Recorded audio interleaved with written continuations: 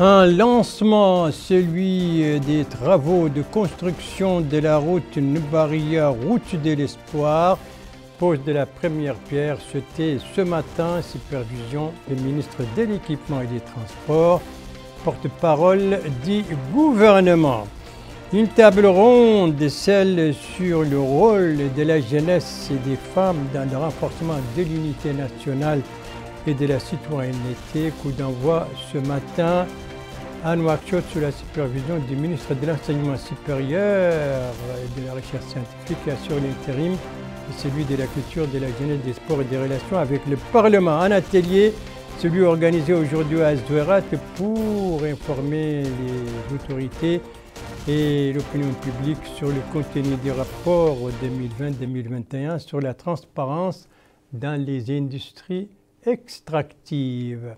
Voilà donc pour les principaux titres de votre journal et c'est parti, mesdames, mademoiselles, messieurs, bonsoir et bienvenue à votre 22h de ce samedi 14 janvier 2023.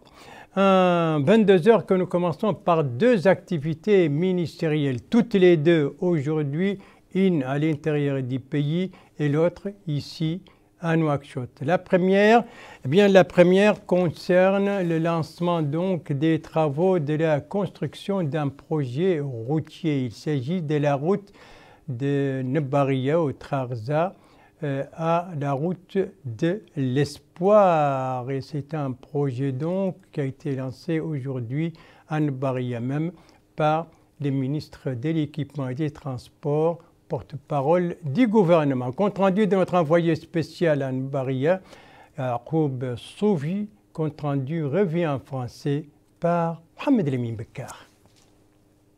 La pose de la première pierre de ce tronçon de 26 km qui va relier d'ici à 12 mois la localité de Nbaria dans le Trarza à la route de l'espoir réconforte au premier chef la population de cette commune.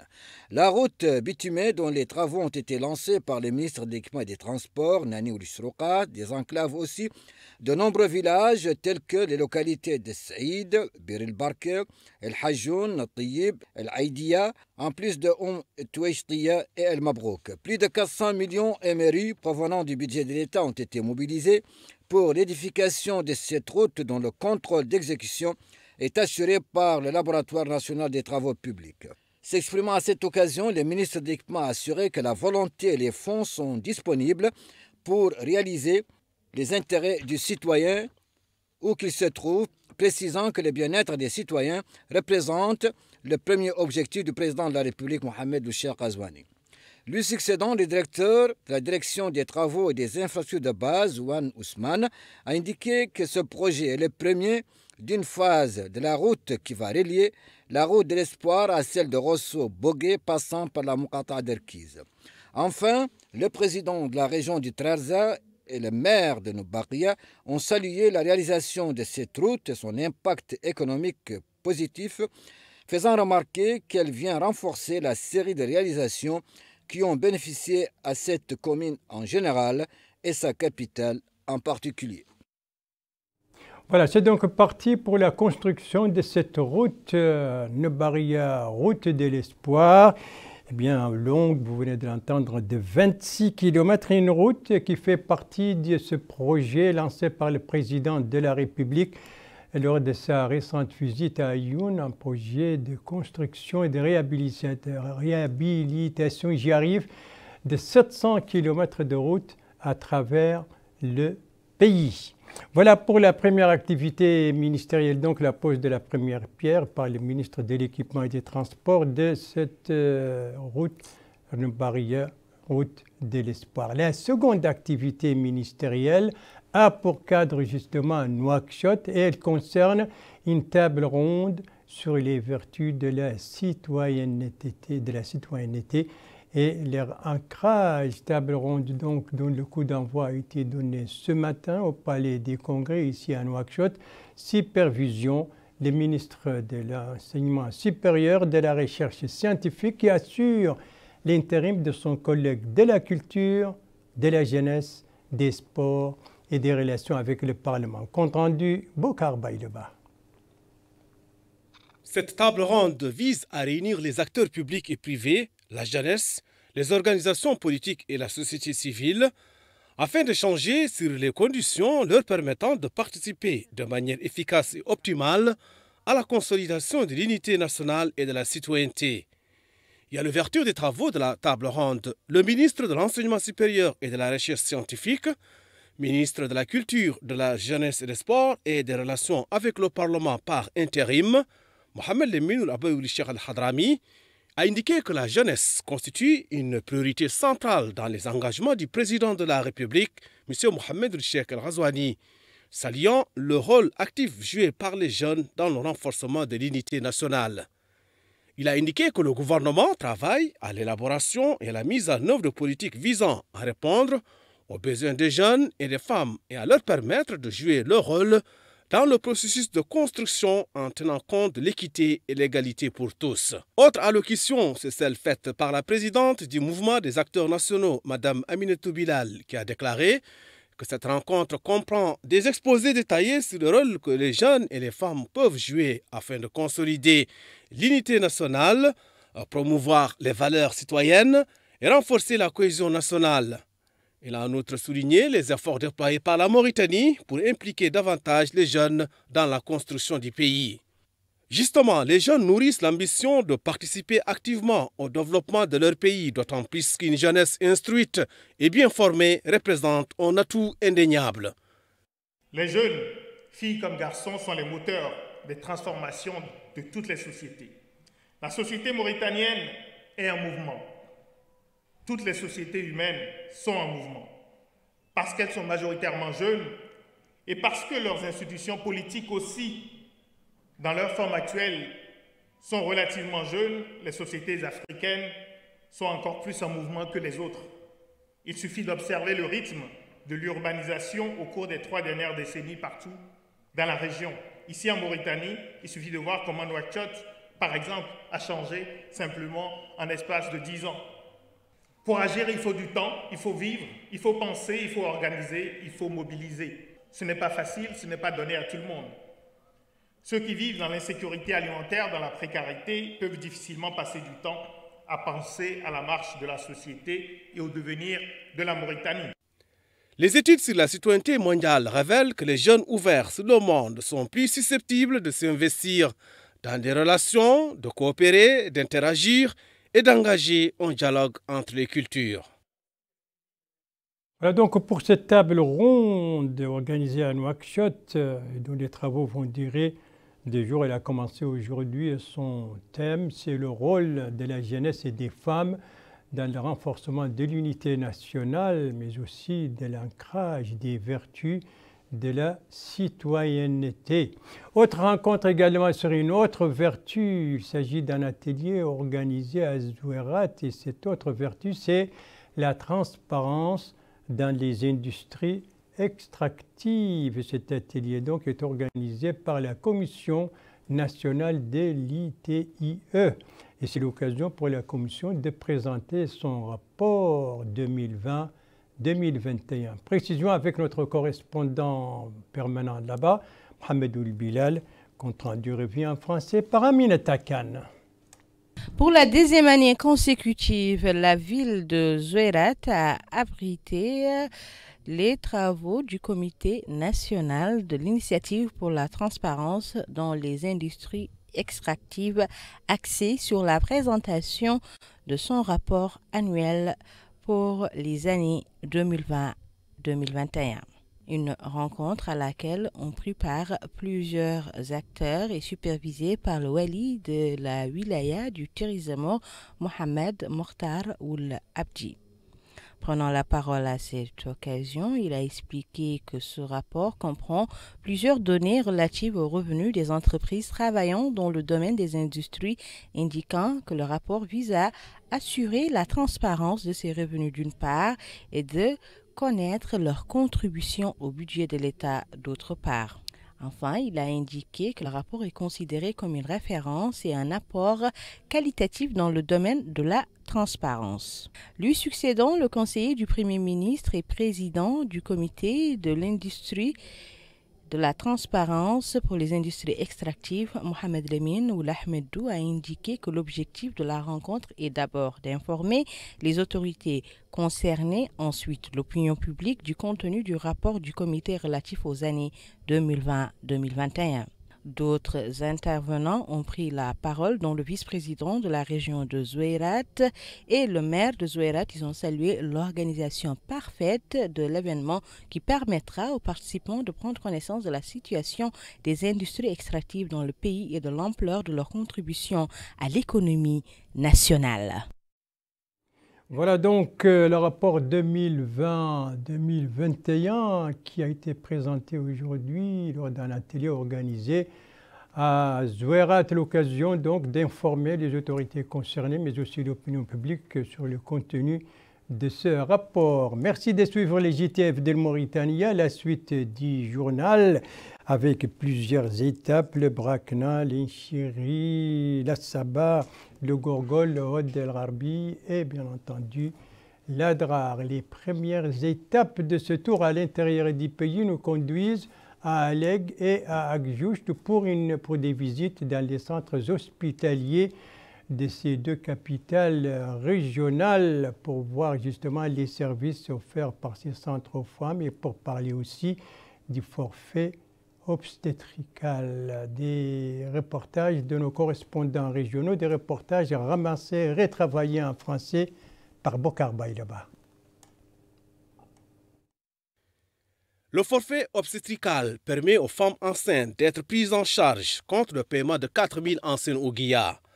Ce système permet aux femmes bénéficiaires de profiter de consultations prénatales en plus de la prise en charge de toutes les analyses. Au centre hospitalier d'Aleg, cette sage-femme explique que ce système entre dans le cadre des préoccupations des autorités sanitaires visant à offrir aux femmes enceintes une couverture médicale de qualité.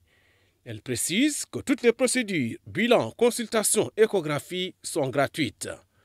Justement, les bénéficiaires adhèrent parfaitement à ce système et salient les efforts déployés par l'État pour réduire les coûts sanitaires. À Agjoust, là aussi, le système du forfait obstétrical devrait permettre un meilleur accès des femmes enceintes aux services de santé, puisqu'il est constaté que la baisse du prix des soins contribue à augmenter le nombre de femmes enceintes qui se dirigent vers les centres de santé. Cheikh Brahim El Kouri est infirmier d'État au centre hospitalier d'Agjoust, explique que le système de forfait obstétrical devra contribuer à un net recul de la mortalité au niveau des femmes enceintes. D'où les efforts déployés par l'État pour offrir des soins de qualité et gratuits aux femmes enceintes, comme celle-ci qui affirme que le forfait obstétrical n'est pas très onéreux. Au centre de santé de la ville, les femmes enceintes bénéficient aussi des consultations médicales, des examens biologiques, du suivi de leur grossesse et de la prise en charge de l'accouchement. Cette sage-femme explique que les femmes qui adhèrent au système sont prises en charge. Justement, les bénéficiaires salient ce système à sa juste valeur. Pour rappel, le forfait obstétrical vise à stimuler la méthode de la prise en charge de la grossesse pour en relever les prestations et limiter ce faisant le taux de mortalité des mères et de nouveau-nés. Et ça, c'était donc la page médicale de ce journal qui nous a conduit à Agjoust et à Aleg. Cap maintenant sur la wilaya de la Saba pour une visite dans la commune de Blajmil. Une commune donc où il y a beaucoup d'interventions de la part de l'État pour donc améliorer les conditions de vie de ces populations. C'est une commune donc très enclavée qui est frontalière avec le Mali et vous allez l'entendre et vous allez le voir, n'est pas facile d'y accéder. C'est ce que nous dit notre correspondant permanent, Moutali Sadr, compte rendu revue en français par Aminata Khan. Localité frontalière avec le Mali, la commune de Blajmil est difficile d'accès car il se trouve à plus de 100 km de la Mouqata'a de Kankossa et sur une route caillouteuse.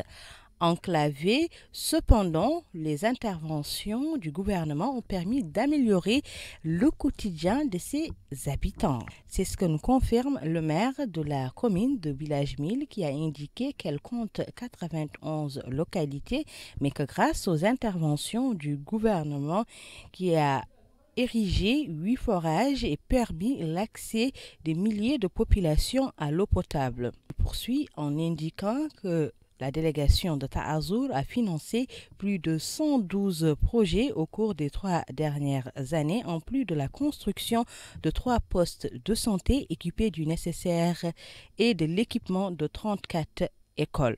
Les habitants de Bilajmil exercent pour la plupart l'agriculture et l'élevage. Ce citoyen a indiqué que la commune de Bilajmil est une commune diverse car y résident des Peuls, des Maures et des Soninké qui pratiquent l'agriculture et l'élevage depuis des millénaires. Il poursuit en indiquant qu'avec la bonne pluviométrie cette année, plusieurs agriculteurs se frottent les mains. Cet autre abonde dans le même sens en indiquant que les habitants, surtout les femmes qui sont regroupées au sein des associatives, produisent des légumes. Il poursuit en indiquant que les légumes sont commercialisés dans les grandes villes.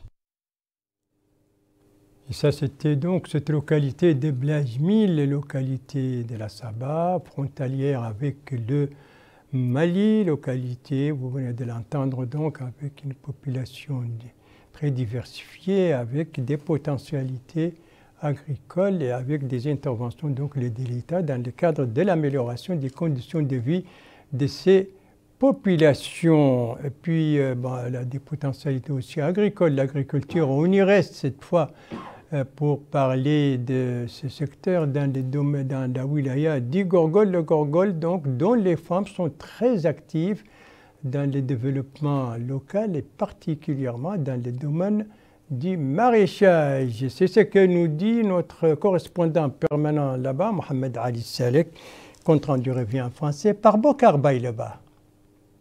Les femmes du Gorgol sont très actives, notamment dans le maraîchage. Dans ce périmètre, elles travaillent sans relâche pour cultiver des légumes en grande quantité. Pommes de terre, tomates, oignons, aubergines, carottes, entre autres.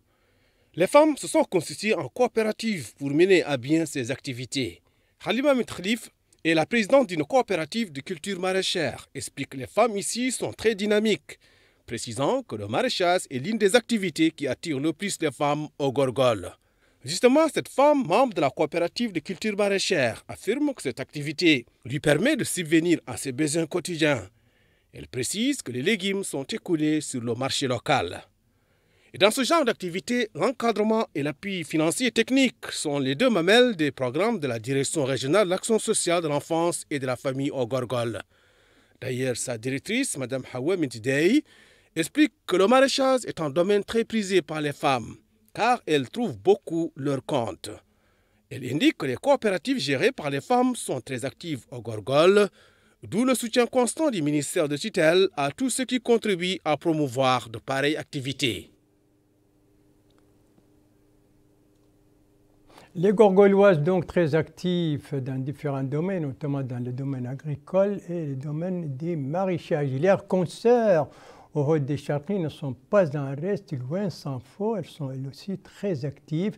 C'est notamment le cas donc dans la localité de Msboua, qui relève de la Muqata'a de Timbedra, une localité où les femmes sont très actives dans le développement local, d'où la multiplication des coopératives féminines dans différents domaines.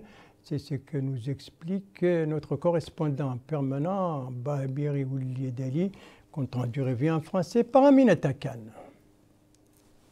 À Msboua, dans la Muqata'a de Timbedra, les femmes regroupées au sein des associations retroussent leurs manches pour améliorer leurs conditions de vie. À l'image de Fatimetou qui ne manque d'ingéniosité pour fabriquer le pain qui sera ensuite commercialisé aux habitants de la ville à notre micro. Elle affirme que le pain qu'elle fabrique est vendu aux habitants, indiquant que leur association compte 15 femmes et qu'elles ont un grand besoin de renforcement des capacités car elles travaillent avec des moyens très limités. D'autres femmes confectionnent des colliers traditionnels et font de la teinture. Comme Fatimetou, ces dames espèrent également des lendemains meilleurs pour améliorer leurs conditions de vie. L'une des membres de l'association a indiqué que le manque de formation et de moyens leur fait défaut, mais qu'elles ne se découragent pas et elles espèrent que le gouvernement va bientôt intervenir dans leur muqata'a pour qu'elles puissent participer davantage au développement de leur localité. Voilà, après donc les activités féminines et en Assaba et au Gorgol, plutôt en Rod des Charqis et au Gorgol, et bien venons maintenant aux activités politiques, autrement dit les activités des partis politiques ce soir avec celle du parti INSAF. Et cela nous conduit dans la wilaya d'El Adrar, dernière étape de ce tour à l'intérieur du pays et dernière étape aussi de ce journal. INSAF qui a organisé un meeting populaire à Attar et c'était hier un meeting populaire sous le slogan INSAF et notre choix, meeting présidé par le président du parti, l'occasion pour lui de se féliciter donc du niveau d'affluence qui témoigne de l'attachement, il dit, des populations de l'Adrar au programme du président de la République. D'autres intervenants également au cours de ce meeting, il y a l'intervention du coordinateur régional au niveau du coordinateur au niveau des wilayas de l'Adrar et du Tagaran et aussi l'intervention de la secrétaire fédérale au niveau de l'Adrar. Et c'est sur ce meeting populaire d'INSAF que s'achève ce journal. Merci à vous, madame, mademoiselle, monsieur, de l'avoir suivi. Merci bien entendu aux équipes rédaction et techniques qui ont participé à sa conception. Et je vous en rappelle les principales informations. Ici, nous sommes à Nbaria. C'était ce matin la pose de la première pierre de la construction de la route Nbaria, route de l'espoir, supervision des ministres de l'équipement, des transports et des relations avec le Parlement. Ici, nous sommes, qu'est-ce que j'ai dit? J'ai dit que le ministre de l'équipement et des transports, porte-parole du gouvernement. Ici, nous sommes ici à Nouakchott avec cette table ronde sur la citoyenneté et l'unité, le rôle des jeunes et des femmes pour le renforcement de toutes ces deux vertus de cette unité et de la citoyenneté. Ici, nous sommes donc à Zouerat avec ce meeting organisé par la Commission nationale de l'initiative de transparence dans les initiatives pour expliquer justement, présenter le contenu du rapport 2020-2021 de cette même commission. Le JTF reviendra demain à la même heure, 22h, et vous serez en compagnie, suivant le programme, suivant le planning, vous serez en compagnie d'Ndei Sow Sidi.